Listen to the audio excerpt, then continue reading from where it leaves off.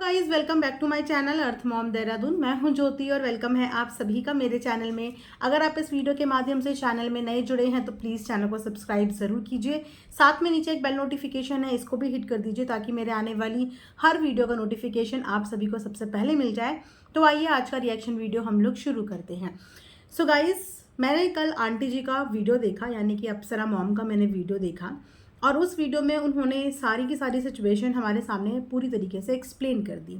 सबसे पहले तो ये सारी कन्फ्यूज़न आई ही इन्हीं की तरफ से है, क्योंकि इनके बेटे ने आधी अधूरी इन्फॉर्मेशन दी और आधी अधूरी इन्फॉर्मेशन हमेशा सबके लिए ही घातक होती है, क्योंकि पहला ही वो वीडियो होता है जिसे देखने के बाद ऑडियंस एक परसेप्शन अपना सेट कर देती है, बोले तो अपना एक माइंड सेट कर देती है पहला वीडियो देखने के बाद। उसके बाद जितने वीडियोस आते हैं वो ऐसा लगता है कि वो एक क्लैरिफिकेशन वीडियो है, क्योंकि अपनी वीडियो में प्रिंस ने पूरी तरीके से सारी सिचुएशन एक्सप्लेन नहीं करी थी।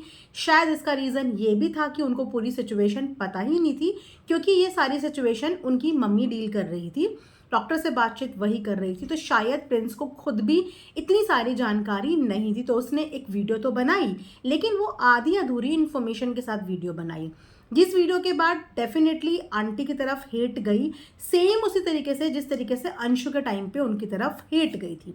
ना तो उस समय पे उनकी कोई गलती थी, ना ही इस समय पे एग्जैक्टली उनकी कोई भी गलती है। ना तो उनकी गलती है, ना ही खुद रंजना की गलती है, ना ही प्रिंस की गलती है। मतलब पूरी की पूरी फैमिली में से अभी इस सिचुएशन में किसी की भी कोई गलती नहीं है। वो क्यों, ये सारी चीज़ें मैं आपको वीडियो में एक्सप्लेन करूंगी। आप सबसे बस रिक्वेस्ट है कि वीडियो को आप लोग एंड तक ज़रूर देखा करो। आधी अधूरी वीडियो देखने के बाद कन्फ्यूज़न क्रिएट होती है, इसीलिए मैं बार बार रिक्वेस्ट करती हूँ कि वीडियो पूरी ज़रूर देखें। सबसे पहले तो ये एक मिसकैरेज है ही नहीं। जी हाँ, ये एक मिसकैरेज है ही नहीं, क्योंकि पहला वीडियो खुद प्रिंस रंजना ने ऐसा बनाया और हम लोगों को सिचुएशन आधी अधूरी पता थी।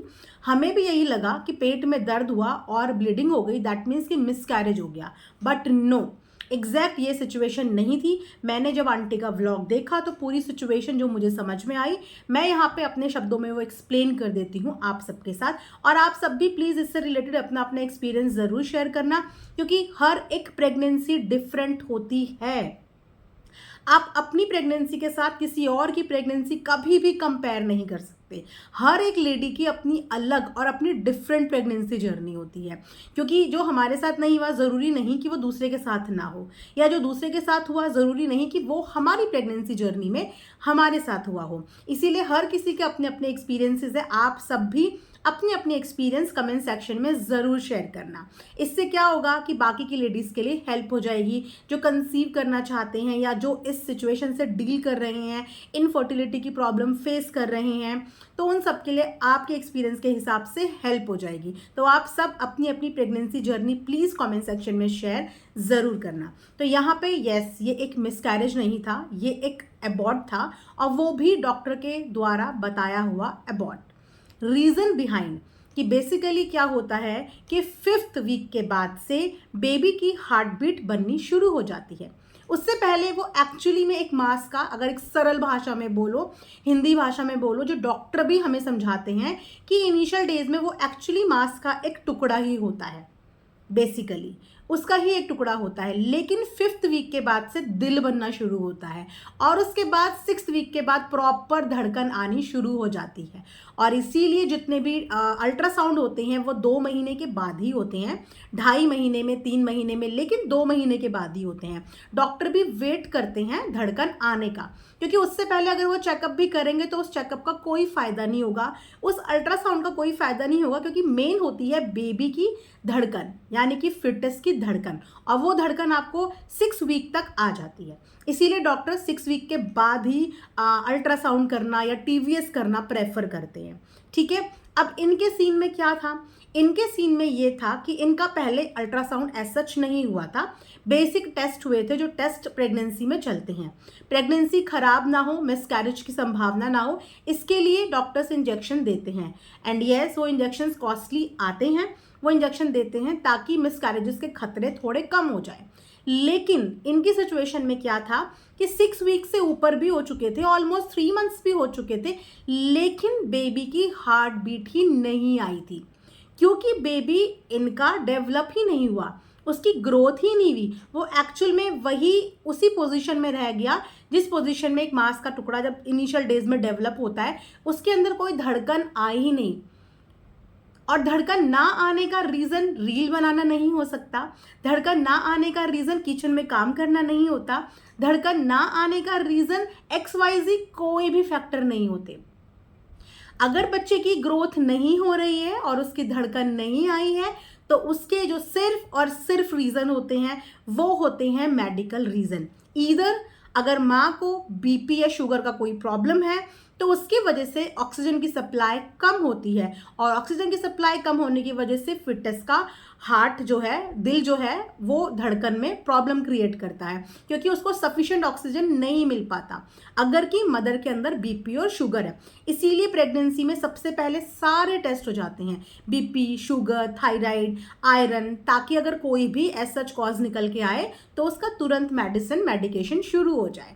ठीक है। उसके बाद एक दूसरा रीज़न हो सकता है कि प्लेसेंटा के थ्रू आपको पता होता है कि किसी भी फिटनेस को नरिशमेंट जो मिलता है वो प्लेसेंटा के थ्रू ही मिलता है। लेकिन अगर प्लेसेंटा और यूट्रस अलग अलग हो जाए, यानी कि गर्भाशय और प्लेसेंटा अलग अलग हो जाए, तो गर्भाशय के अंदर जो फिटनेस है उसके अंदर तक सफिशिएंट चीज़ें जा ही नहीं रही हैं, ना तो ब्लड सर्कुलेशन जा रहा है, ना ही किसी चीज़ का कोई नरिशमेंट जा रहा है, तो इस केस में भी धड़कन नहीं बनती है क्योंकि ब्लड सर्कुलेशन वहाँ तक पहुँच ही नहीं रहा है।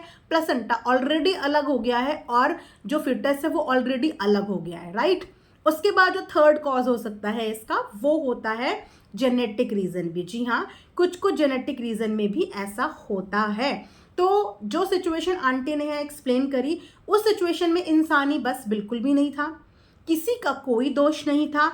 ये एक मेडिकल कंडीशन थी, जो मेडिकल कंडीशन अक्सर बहुत सारी लेडीज़ में पाई जाती हैं। बेबी की ग्रोथ ना होना, हार्ट बीट का ना बनना। अगर कि एक बार हार्ट बीट बन चुकी होती, उसके बाद कुछ प्रॉब्लम होती, तो उस सिचुएशन में हम बोल सकते थे कि ये मिसकैरेज हो गया। लेकिन जो बच्चा बना ही नहीं, वो बनने से पहले ही बच्चे के अंदर जान ही नहीं आई, उसका दिल धड़का ही नहीं, तो उसमें किसी भी इंसान की कोई भी गलती नहीं है। मैं बिल्कुल भी गायनोकोलॉजिस्ट नहीं हूँ। As per my knowledge, as per my experience मैं आप सबके साथ शेयर कर रही हूँ अपना एक्सपीरियंस, जितनी नॉलेज मुझे है। बट आप लोग अगर इस सिचुएशन में हैं, आप न्यूली ममा बनने वाले हैं, प्रेगनेंसी जर्नी में हैं, या कंसीव करने का ट्राई कर रहे हैं, इनफर्टिलिटी की प्रॉब्लम फेस कर रहे हैं, तो आप ये सारी चीज़ें अपनी गायनोकोलॉजिस्ट से पूछ सकते हैं। लेकिन जिस चीज़ में इंसानों की गलती नहीं है, अगर उन चीज़ों में हम इंसानों को दोष देंगे तो वो मूर्खता हो जाएगी कि सब कुछ जानते बूझते भी हम किसी को ब्लेम कर रहे हैं। अंधा ब्लेम तो नहीं कर सकते ना। अगर हमें किसी चीज़ के बारे में नॉलेज नहीं है तो तब हम बोले अरे इसकी वजह से हो गया, इसकी वजह से हो गया, इसकी वजह से हो गया। लेकिन इस चीज़ के बारे में पर्याप्त नॉलेज है, और अगर मुझे इस चीज़ के बारे में 10% भी नॉलेज है तो मैं किसी को ब्लेम नहीं कर सकती, क्योंकि ये सिचुएशन ब्लेम करने वाली है ही नहीं। टाइम पे डॉक्टर के पास गए, टाइम पे सारे चेकअप हुए, टाइम पे सारी मेडिसिन ली गई, सब कुछ ऑन टाइम हुआ, तो फिर इंसानों की गलती तो रही ही नहीं ना। और डॉक्टर ने मेडिसिन दी, डॉक्टर ने अबॉर्ट करने की मेडिसिन दी, जिसके बाद पेन उठा, पेन उठने के बाद उसको लेके जाया गया। अब अगर ये बेबी 3 मंथ्स एंड अबव होगा, अगर 3 मंथ्स एंड अबव रहा होगा तो फिर डीएनसी ही होती है। और अगर 3 मंथ से छोटा बेबी होता है, कम डेज का होता है, कम मंथ का होता है, तो फिर पिल्स के थ्रू भी अबॉर्ट हो जाता है। बट अगर 3 मंथ से ऊपर होता है तो फिर डीएनसी ही होती है। और डीएनसी भी इतना बड़ा कोई प्रोसीजर नहीं होता कि उसमें आपको एडमिट होना पड़े। वो कुछ हाफ एन आवर का प्रोसीजर होता है, जिसके बाद आपको 2-3 घंटे के बाद डिस्चार्ज कर दिया जाता है। और ये करना भी इसीलिए ज़रूरी होता है क्योंकि वो जो टुकड़ा शरीर के अंदर है, जिसके अंदर कोई जान नहीं है, वो अलग अलग रूप धारण कर सकता है। वो एक सिस्ट के रूप में भी बन सकता है, और वो आपकी बॉडी में पॉइजन भी फैला सकता है। अगर वो फट जाए तो आपकी बॉडी में पॉइजन भी बन सकता है, और अगर वो वहाँ पर रह जाए तो वो सिस्ट बन जाता है और यूट्रस में प्रॉब्लम हो जाती है। फिर ऐसे केसेस में बहुत सारे जगह पे यूट्रस का रिमूवल सर्जरी भी करानी पड़ती है। तो इसीलिए इन सब चीज़ों के बारे में बिल्कुल भी लापरवाही ना करें। अगर किसी भी मोड पे प्रेगनेंसी जर्नी में आपको कहीं पे भी थोड़ा भी अनकंफर्टेबल फील होता है तो तुरंत आप डॉक्टर से जाके कंसल्टेशन इस चीज़ के रिगार्डिंग लें, बिना किसी भी देरी के। क्योंकि आजकल महिलाओं में यूट्रस कैंसर की समस्या सबसे ज़्यादा पाई जा रही है, सबसे ज़्यादा गंभीर समस्या पाई जा रही है। और कहीं ना कहीं इसका रीज़न ये भी है कि शुरुआती दिनों में लेडीज़ हमेशा अपनी चीज़ों को इग्नोर कर देती हैं, ध्यान नहीं देती हैं। तो ये अब वो समय नहीं रह गया है गाइस। अगर इतनी सी भी कोई प्रॉब्लम शरीर के अंदर छुट गई है तो वो प्रॉब्लम कब नासूर बन जाए आपको पता भी नहीं चलेगा। इसीलिए इन सब चीज़ों के मामले में आप लोग बिल्कुल लापरवाही ना रखें, अपना प्रॉपर ध्यान रखें, अपनी बॉडी का प्रॉपर ध्यान रखें। कभी भी बॉडी में आपको कोई भी ऐसी हलचल, अनकंफर्टेबलनेस फील हो तो तुरंत आप गायनोकोलॉजिस्ट से इससे रिगार्डिंग कंसल्टेशन लें, राइट।